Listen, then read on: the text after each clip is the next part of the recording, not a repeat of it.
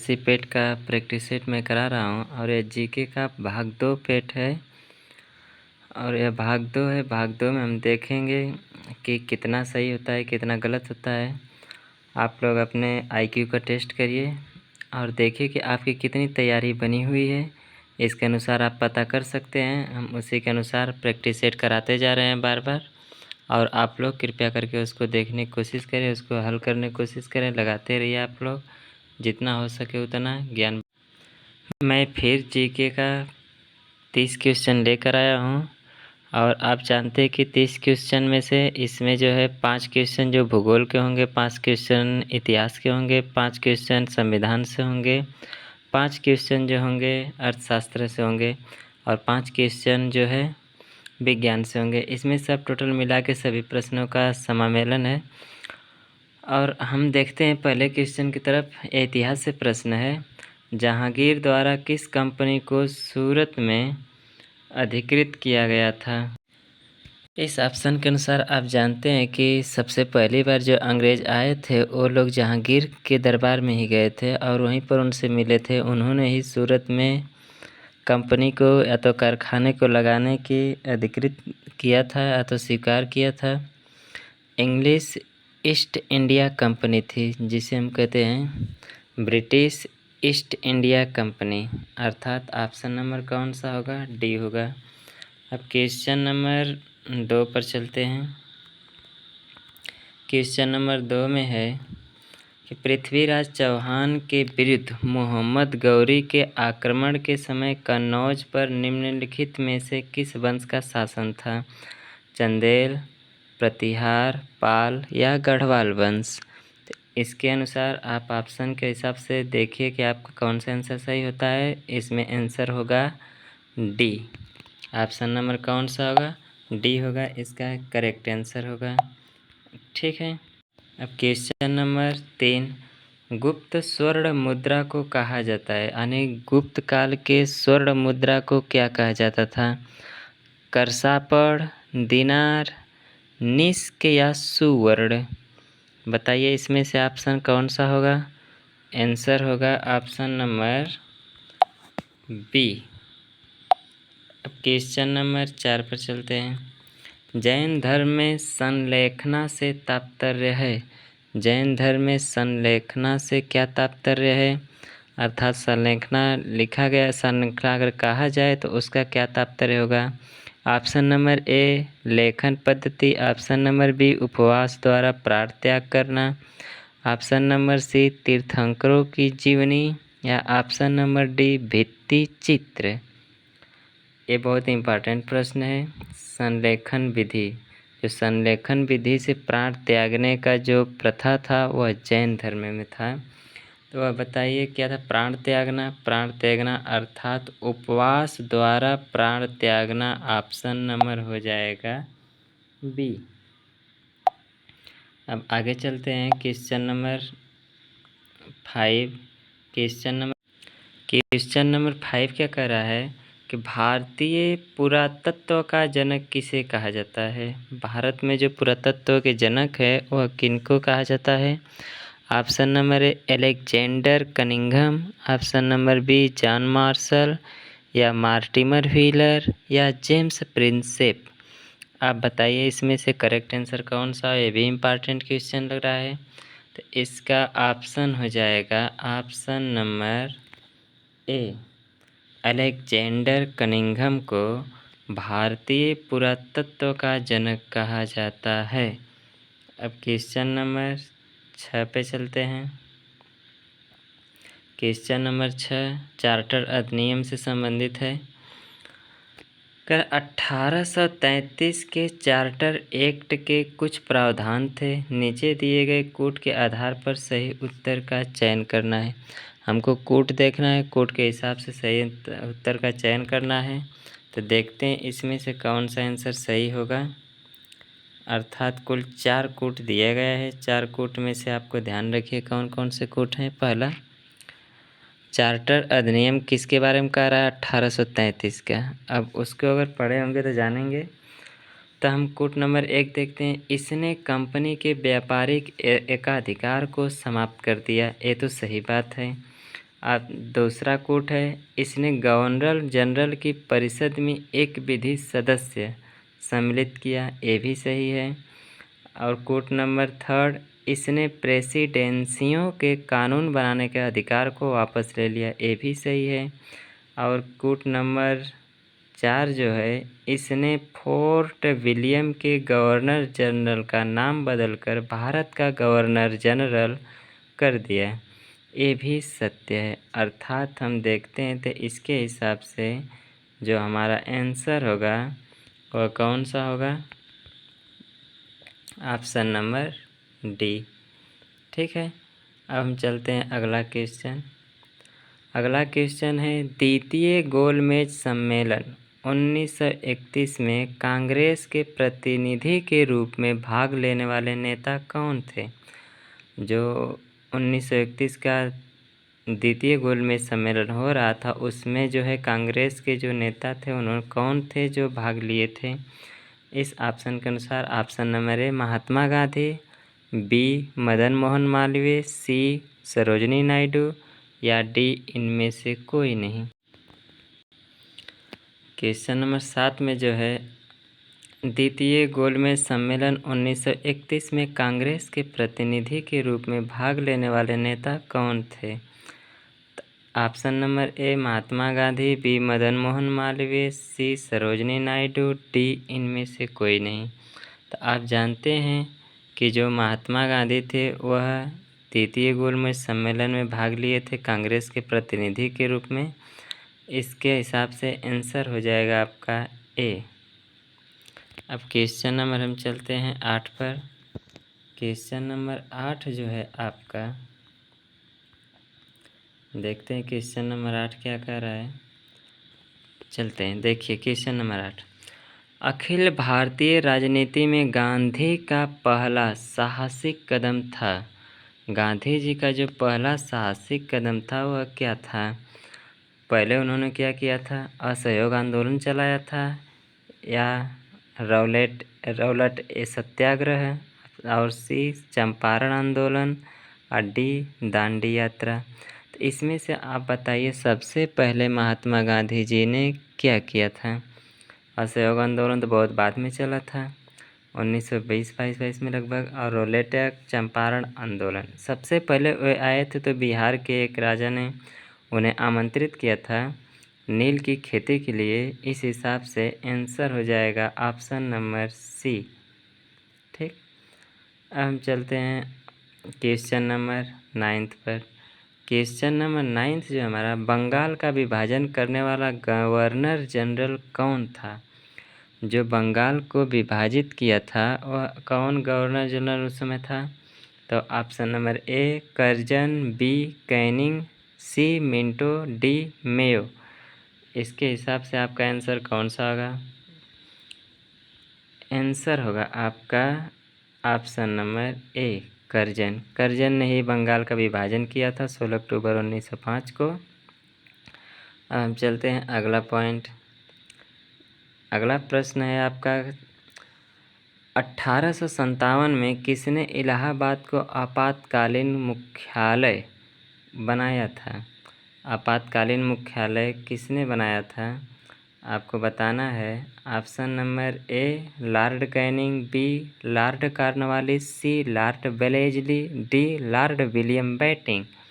इसके हिसाब से आंसर हो जाएगा आपका कौन सा है? Question number 10। क्वेश्चन नंबर 10 का आंसर होगा लॉर्ड कैनिंग। लॉर्ड कैनिंग ही था जिसने 1857 में इलाहाबाद को आपातकालीन मुख्यालय घोषित किया था। ठीक है, अब क्वेश्चन नंबर 11 पर चलते हैं। क्वेश्चन नंबर 11 कह रहा है कि उच्चतम लवणता पाई जाती है। यह अब कहाँ से प्रश्न आ गया आपका? ये आ गया विज्ञान से नहीं, भूगोल का प्रश्न है। उच्चतम लवणता पाई जाती है कहाँ पर पाई जाती है? मृत सागर में, लाल सागर में, महान साल्ट संयुक्त राज्य अमेरिका में, या वान झील टर्की में। तो इसके हिसाब से आपका आंसर हो जाएगा वान झील टर्की में। यहाँ पर उच्चतम लवणता पाई जाती है। ठीक है, जो यह झील है टर्की में, वान झील यहाँ पर उच्चतम अर्थात अधिकतम लवणता पाई जाती है। अब क्वेश्चन नंबर हम आते हैं 12 पर। क्वेश्चन 12 में कह रहा है कि निम्नलिखित में से कौन सा कथन सही नहीं है। अब इसमें से पूछ रहा है कौन सा कथन सही नहीं है। सही पूछता तो बात अलग रहती, लेकिन अब सही नहीं है, इसको ध्यान रखिएगा। यहाँ पर जो नहीं शब्द दिया है ये बहुत इम्पॉर्टेंट है। देखिए सही नहीं है, कोई सोच देता है कि पूछा है सही कौन सा है, ठीक है ना, लेकिन सही नहीं। अब ऑप्शन ए पहले देखते हैं क्या है। जलवाष्प निचले वायुमंडल की अति परिवर्ती गैस है, ये क्या है, सही है। अधिकतम तापमान की मेखला विषुवत रेखा के सहारे पाई जाती है। ऑप्शन नंबर सी शीत कटिबंध उभय गोलार्धों ध्रुवीय वृत्त एवं ध्रुवों के बीच उपस्थित है।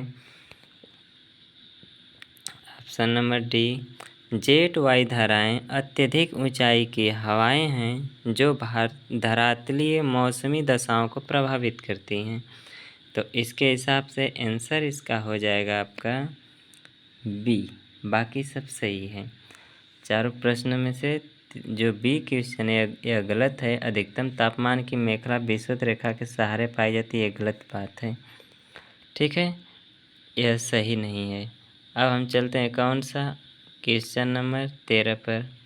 क्वेश्चन नंबर 13 क्या कह रहा है कि लवणीय जल में उगने वाले पौधे कहलाते हैं, अर्थात जो अभी उच्चतम लवणीय वाले हम पढ़े हैं, उच्चतम लवणता अधिकतम कहाँ पाई जाती है, वान झील में। तो उसी के आधारित यह प्रश्न है कि लवणीय जल में उगने वाले पौधे कहलाते हैं, क्या कहलाते हैं, हाइड्रोफाइट्स, बी मीजोफाइट्स, सी हेलोफाइट्स, डी थैलोफाइट्स। इसमें से बताइए आपका आंसर कौन सा होगा। ऑप्शन नंबर सी हेलोफाइट्स, अर्थात ऑप्शन नंबर होगा सी। अब हम चलते हैं क्वेश्चन नंबर 14 पर। क्वेश्चन नंबर 14 में मिलान करने के लिए कह रहा है और मिलान करना है। इसमें आपको ध्यान से समझिए पहले क्या कह रहा है। सूची 1 को सूची 2 से मिलान कीजिए।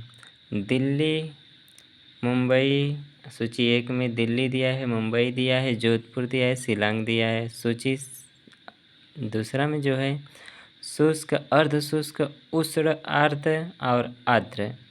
अब इसमें से मिलान करके आपको बताना है। इस हिसाब से इसका आंसर नीचे ऑप्शन दिया गया है, ऑप्शन देखिए बताइए इसमें से।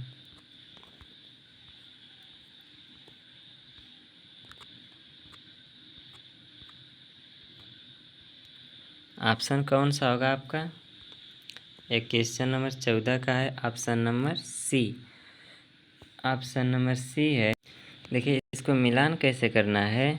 मिलान करने के लिए जो बता रहा है, इस स्थिति में सूची 1 में जो दिल्ली, मुंबई, जोधपुर, शिलांग दिया था, सूची 2 में शुष्क, अर्ध शुष्क, उष्ण, आर्द्र और आर्द्र।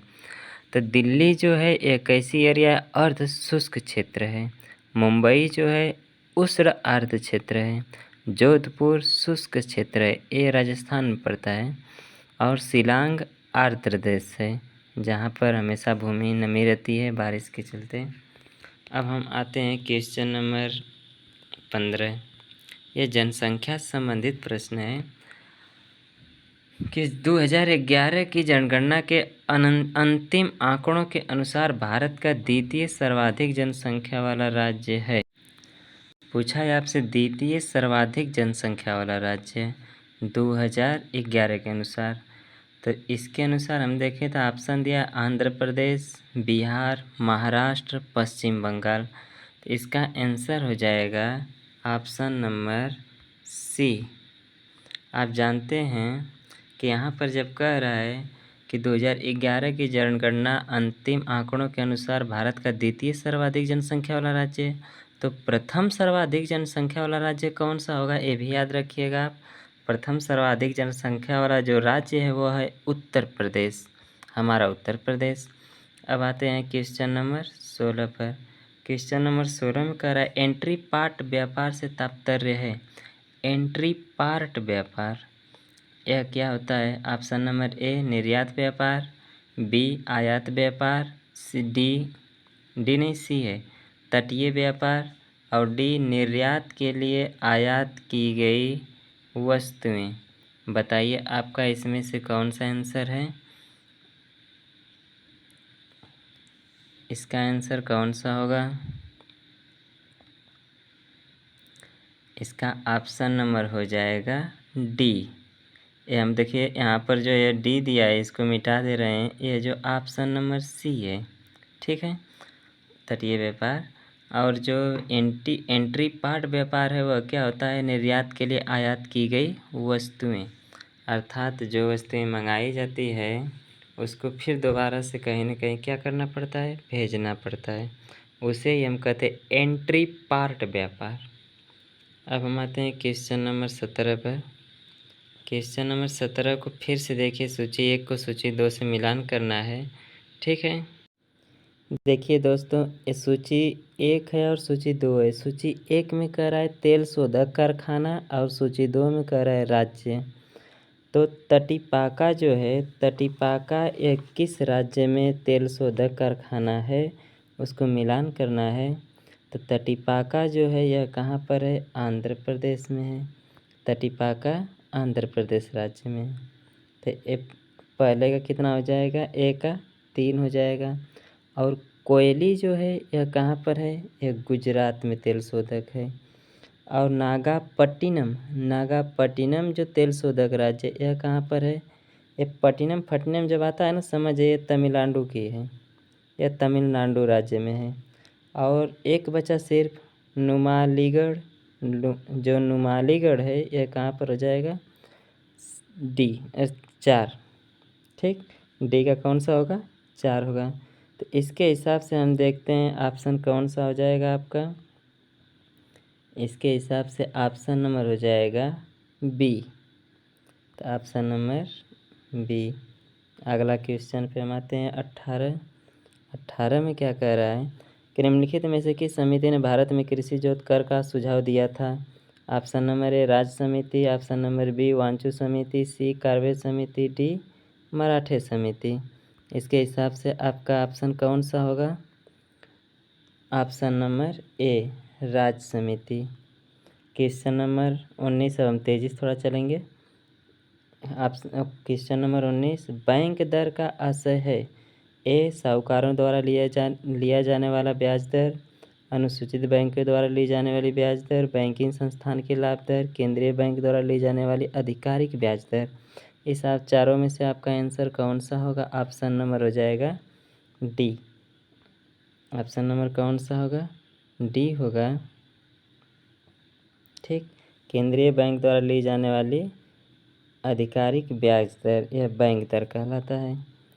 अब क्वेश्चन नंबर 20 पर आते हैं। क्वेश्चन नंबर 20 क्या कह रहा है? कि अवमूल्यन तब अधिक कारगर होता है जब ए विदेशों में निर्यात मांग की लोच अधिक हो, बी कम हो, सी आयात की लोच कम हो, डी उपर्युक्त में से कोई नहीं। तो इसका आंसर हो जाएगा अवमूल्यन जो होता है, अवमूल्यन यह हो जाएगा ऑप्शन नंबर ए, विदेशों में निर्यात मांग की गई लोच अधिक हो। ठीक है, अब हम आते हैं क्वेश्चन नंबर 21 पर। क्वेश्चन नंबर जो 21 हमारा है वह कह रहा है वह न्यूनतम जनसंख्या कितनी है जिसके नीचे 73वें संशोधन अधिनियम के उपबंध के अनुसार मध्यवर्ती स्तर पर पंचायतें गठित नहीं की जा सकती। ठीक है, 73वें संशोधन में जो बताया गया है कि कितने अनुसार मध्यवर्ती स्तर पर पंचायतें गठित नहीं की जा सकती, तो लगभग कितना होगा? ऑप्शन नंबर ए 25 लाख, 20 लाख, 35 लाख, 30 लाख। ऑप्शन नंबर हो जाएगा आपका बी। ठीक, अब आते हैं क्वेश्चन नंबर 22 पर। क्वेश्चन नंबर 22 क्या कह रहा है? निम्न में से किस विषय पर राष्ट्रपति के लिए मंत्रिपरिषद से सलाह लेना आवश्यक नहीं है? किस विषय पर राष्ट्रपति के लिए मंत्रिपरिषद से सलाह लेना आवश्यक नहीं है? बताइए किस पर? ऑप्शन नंबर ए राजदूतों की नियुक्ति, बी विधेयकों पर स्वीकृति देना, सी राज्यपाल द्वारा प्रेषित विधेयकों पर स्वीकृति, डी लोकसभा भंग करना। इसका आंसर हो जाएगा, कौन सा आंसर होगा? Answer number B. ऑप्शन अब क्वेश्चन नंबर हम चलते हैं 23 पर। और 23 वाला जो रीजनिंग टाइप का क्वेश्चन है, क्वेश्चन हमेशा एक क्वेश्चन जरूर ऐसा पूछा जाता है, तो इसमें आपको सही सही पता करना होता है। इसमें एक निष्कर्ष होता है, कथन होते हैं, और उसके बाद कारण बताया जाता है। ठीक है, अब दोनों में से कौन सही है कौन गलत है उसी को आपको सही करना होगा। तो कथन ए में कह रहा है भारत में प्रेसिडेंट है किंतु प्रेसिडेंसी नहीं है। ये क्या कह रहा है कि भारत में प्रेसिडेंट है किंतु प्रेसिडेंसी नहीं है। तो कारण आर में कह रहा है संविधान में एक मंत्रिपरिषद का प्रावधान है। संविधान में एक मंत्रिपरिषद का प्रावधान में है। अब प्रावधान है कि नहीं, अब इसके हिसाब से हम चलते हैं कि ऑप्शन देखिए, ए तथा आर दोनों सही है तथा आर ए की सही व्याख्या करता है।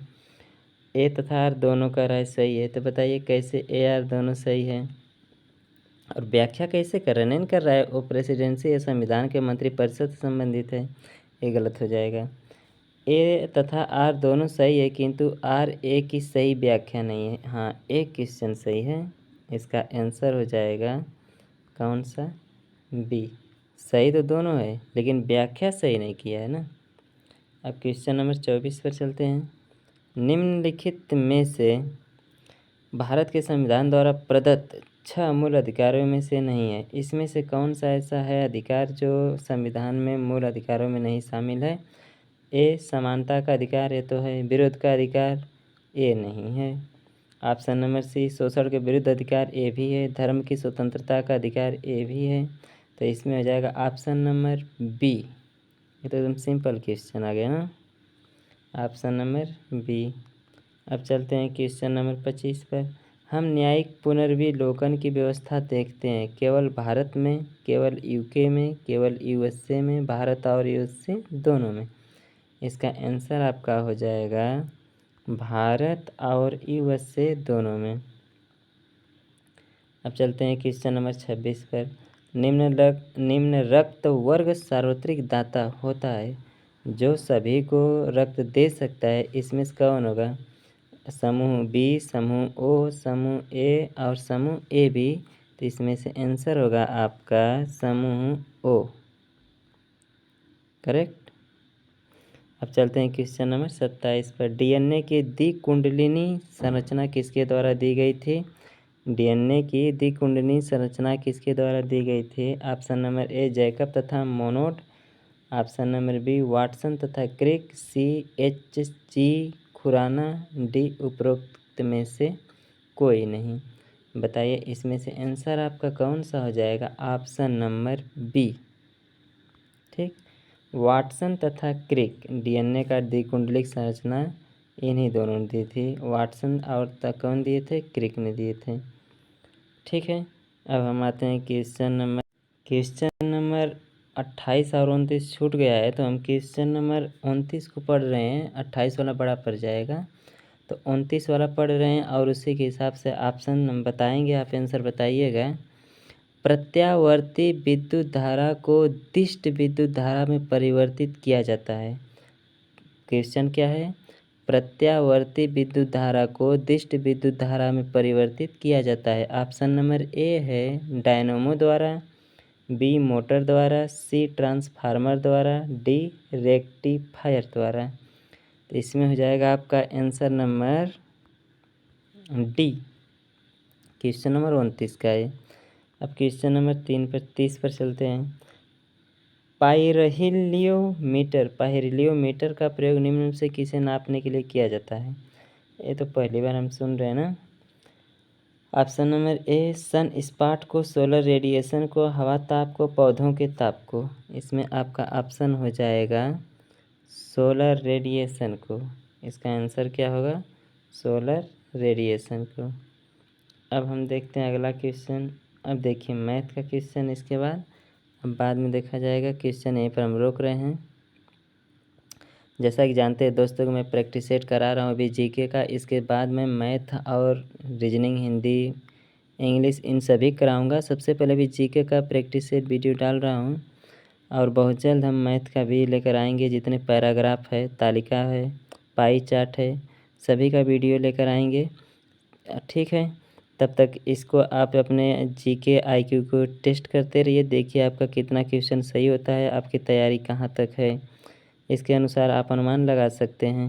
ओके दोस्त, थैंक यू। मेरे चैनल को लाइक और सब्सक्राइब ज़रूर करिए।